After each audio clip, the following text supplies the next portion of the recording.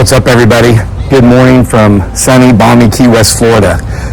Our days here are definitely limited. I had a conversation with a gentleman yesterday that at first I thought was cuckoo for Cocoa Puffs, but this morning I've confirmed the information that he was giving me yesterday, and it's terrifying. Folks, we as a populace of the United States and of the world are being viewed as a herd, and we're being culled, and we're being thinned out. Here's how it happened. So yesterday, my family and I were at the Harry S. Truman Little White House. It's this historic center. It's a museum now, and they give you tours. It's what was part of the original naval base here in Key West, and it's where Harry Truman would often go while he was president to escape the chaos of Washington, D.C. And he actually spent 6 months out of his entire presidential period here in Key West working from the Little White House. So anyway, we were taking a tour of the place, and I always wear this hat down here. See that? It's a wide brim hat, keeps the sun off my face, but it's got the V on it for the University of Virginia, and I'm not a UVA grad. I am a fan of the sports programs because that's our local team. We live right outside of Charlottesville, and we go to all the home football games. But I hear somebody behind me say, "Wah-hoo-ah." And if you don't know what that means, that is like UVA's mantra.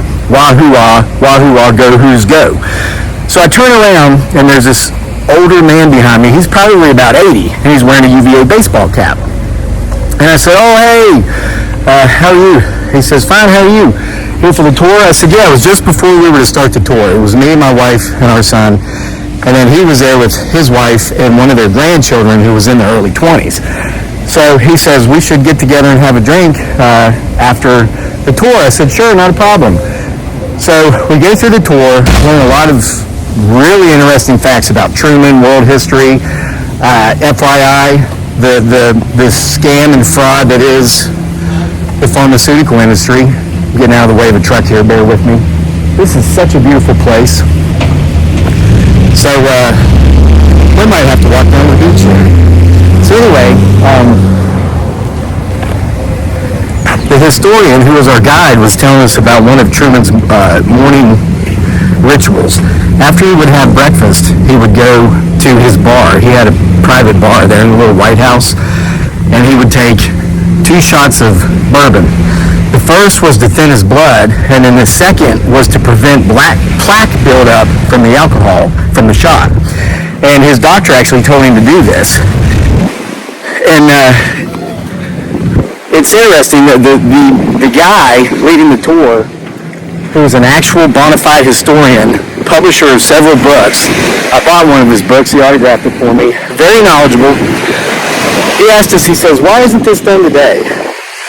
How come we're not told by our medical professionals to take 2 shots of bourbon to help thin our blood, prevent plaque buildup?" And of course I raised my hand and I said, well, because there's no money in that for the pharmaceutical companies. And he said, cha-ching, and everybody was in agreement. And it wasn't a conspiratorial thing. Most of these folks were aged retirees, boomers. They could remember their parents, their grandparents, their great-grandparents having a couple of shots of bourbon every day to thin their blood. Isn't this beautiful? We got some pelicans over here diving in here, catching some fish. Never being on a tablet in their lives and living to be into their late 80s, late 90s. So anyway, we go through the tour, learn a lot of really neat other things, a lot of history, and then I get together with this gentleman afterwards. My wife and son go off with his wife and his grandchild that was with him. We're sitting there, we sit down, we get a beer, and he looks at me and he says, "So have you still not figured it out?"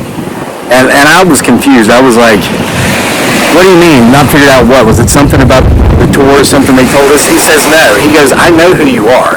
He says, "I certainly didn't come here to look for you. It's sheer coincidence that we ran into each other on this tour." He says, "But your YouTube videos get recommended to me, and I watch them sometimes." And he says, "I always figured I'd just kind of bump into you around Charlottesville or see you in the streets." He says, "It's just mere coincidence that I saw you here." I says, "Oh, so what are you talking about? Like the drones, the chemtrails?" He says, "All of it." He then proceeds to tell me Okay, he's a retired university professor, not from UVA. His children both went to UVA. They fell in love with Charlottesville, and they stayed in Charlottesville. And this is so common for so many people have the same story that live in Charlottesville. So when they started having children, which would have been this man's grandchildren, one of which was with him yesterday, him and his wife decided to move to Charlottesville and call that home, and that was 20 plus years ago. He retired from a different university. He asked me not to mention the name of the university, so I won't. And he asked me not to mention his name, so I won't. But he's a retired professor of sociology, world history, human cultures.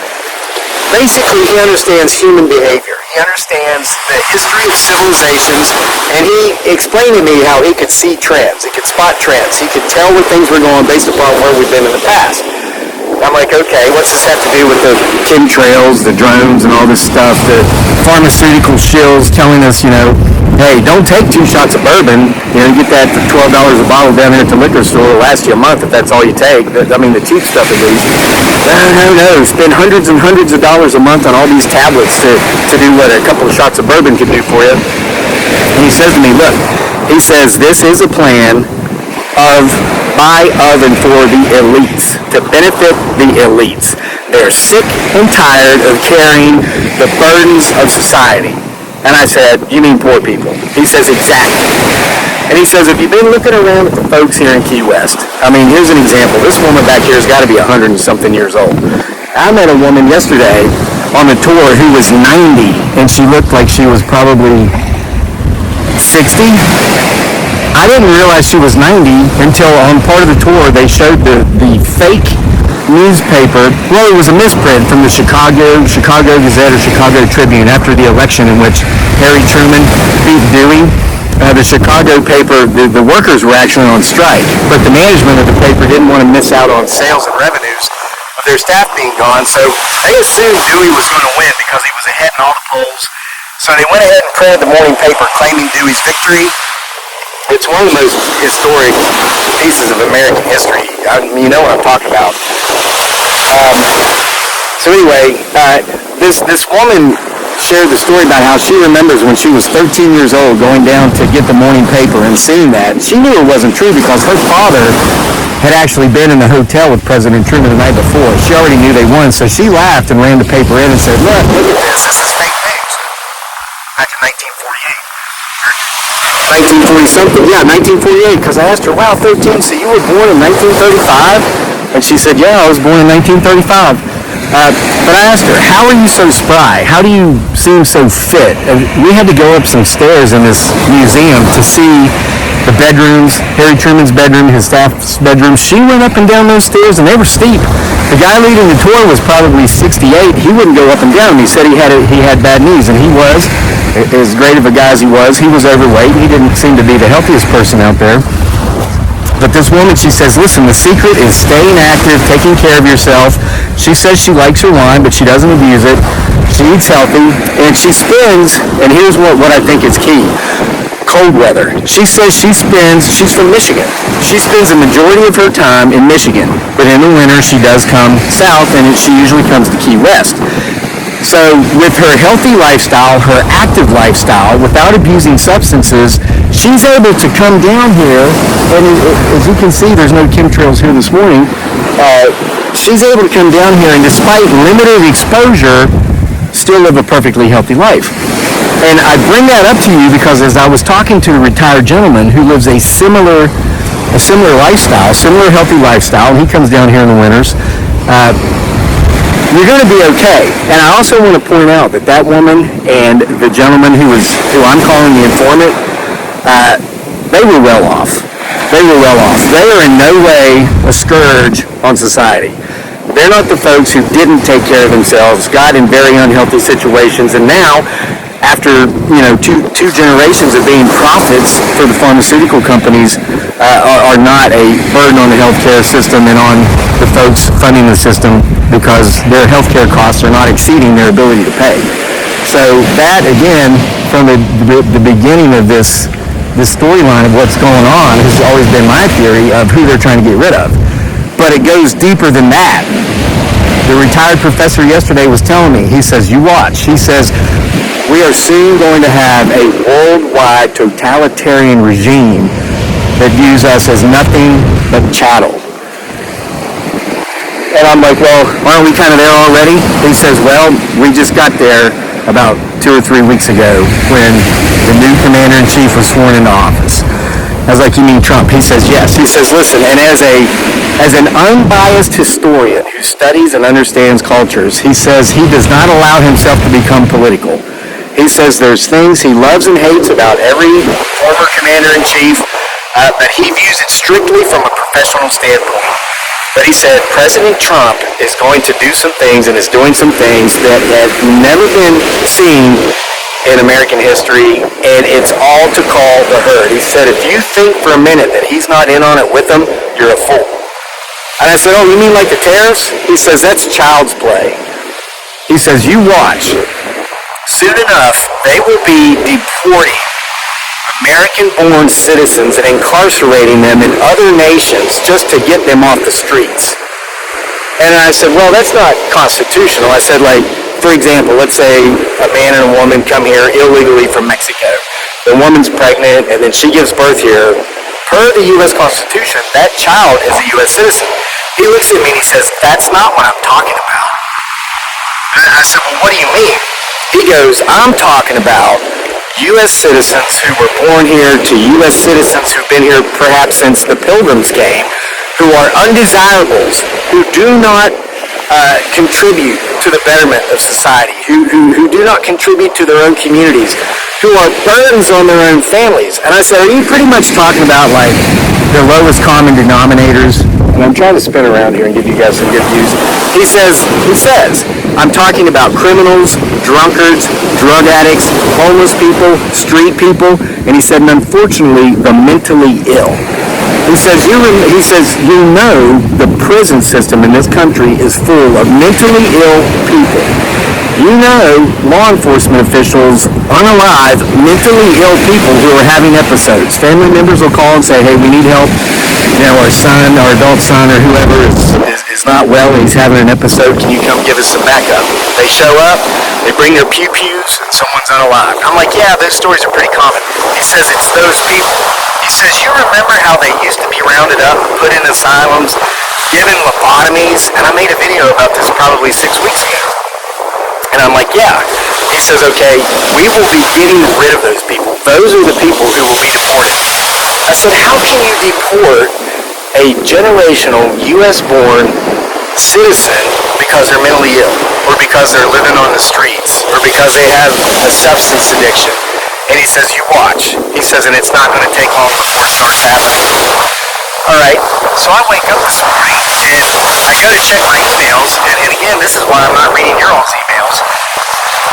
Every morning, when I go to check the emails, and you guys send hundreds a day to the channel, and I appreciate that, and we will get to them. And FYI, the ones that aren't read or talked about here on the channel are put together and published in the True Hauntings series, which is on Amazon. You go to Amazon, look up True Hauntings. They're on there. The links are in the description box below. But before I even went to check the emails, I saw the headlines. And I saw a headline that grabbed my attention because it was pretty much a headline of the conversation I had with that retired college professor just yesterday. So I went in and I read the article, and it was an article about an agreement which was just made within the last 24 hours, I believe, with Ecuador, I believe it was, or El Salvador. El Salvador has agreed to take not just people who are in our country illegally, like illegal immigrants that are being deported. They have agreed with our Secretary of State, Mark Rubio, to take U.S. citizens who are incarcerated. For example, felons. Let's say you've been convicted of a felony, you're in the overcrowded U.S. prison population. El Salvador, for money, will take those people out of our country and imprison them in their newly built super prison that houses 40,000 inmates. So think back a few years ago about how prisons for profit privately owned prisons became a big problem in America because you had judges. There was one in Pennsylvania who was partial owner of a juvenile delinquency center. He would sentence pretty much any child that came before him in court to that prison because that was profit for him. He got busted for that. You remember that? Well, our government, our enslavement people's masters have now just signed an agreement with a foreign nation, a third world nation with third world prison conditions to deport U.S. born.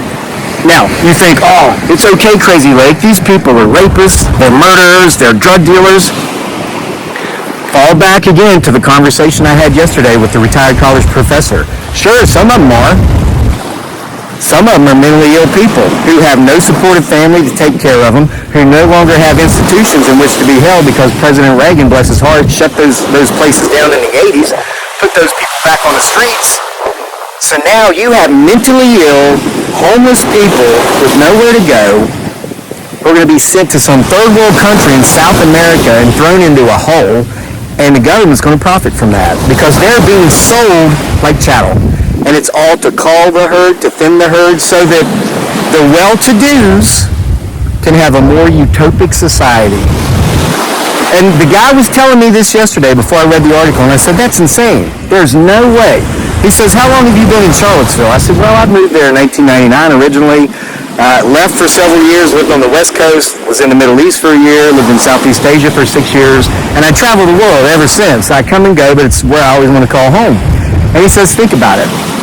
He says, what's one of the major demographics of Albemarle County? I said, well, it's a very wealthy county. There's a lot of rich people there. He says, yeah, no, he says, I want to point this out to you. He says, think about the downtown mall. And this is a place in Charlottesville. It's our historic downtown mall. It's the oldest of its type in the United States. It was built in 1976. They bricked off the original Market Street, and it's filled with beautiful shops. It's a lot like walking down Duval Street here in Key West, but without the traffic. There's restaurants, there's fine dining, there's live music. They have free concerts at this big amphitheater at the end of the mall from spring till the end of fall. He says, think about how much that has changed since you originally got there in 1999 versus now. And I said, in what way? He says, think about the street people. And I thought, oh yeah, look at these pelicans out here fishing. So anyway, what he means by that is, when I first got there in 1999, the downtown mall was the perfect place to take families. You could go down there with your children. You didn't even have to keep your eyes on them. Everybody was respectful. They were classy people. Let me get these birds in here. And everybody would have a good time. You'd eat your dinner. You'd have some drinks. Ooh, look at that. Wasn't that nice? Oh, we got one. But today, there are a lot of homeless people. I think I'm supposed to call them unsheltered people. I don't know, whatever the politically correct term. It's crazy. Well, the well-to-do are sick of those folks. They're sick of them. But you can't get rid of them because you've got progressive cities like Charlottesville, which is, I think, a sanctuary city that's, oh no, it's inhumane to tell them to leave. So it's destroyed the downtown mall. I know people who are business owners down there who, like, they've gone out of business because their revenues just sank because people just don't go there anymore. We only go there once or twice a year, but you go down there and you listen to some lunatic screaming and singing and cussing people out and harassing you and asking you for money. It's like, hey, look, well, I'm not sticking around here. You end up going home and sitting on the front porch and watching the sun go down over your pond. That's the plan. It's to get rid of those folks, and those folks are going to be sent to third world prisons in South America for profit.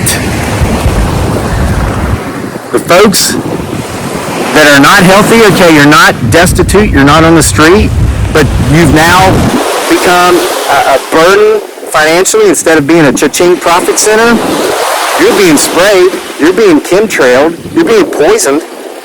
So the only hope, listen, if you want to make it, if you want to live to a ripe old age in the U.S. now and die of old age, you've got to be healthy, fit, take care of yourself, don't abuse substances, spend part of your time, if not the majority of it, in colder temperatures where they're not doing as much spraying as they are where they know the out-of-shape, unhealthy old folks are coming for the winter.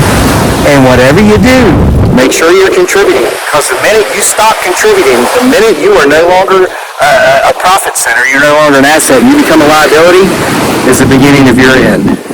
See you for more next time.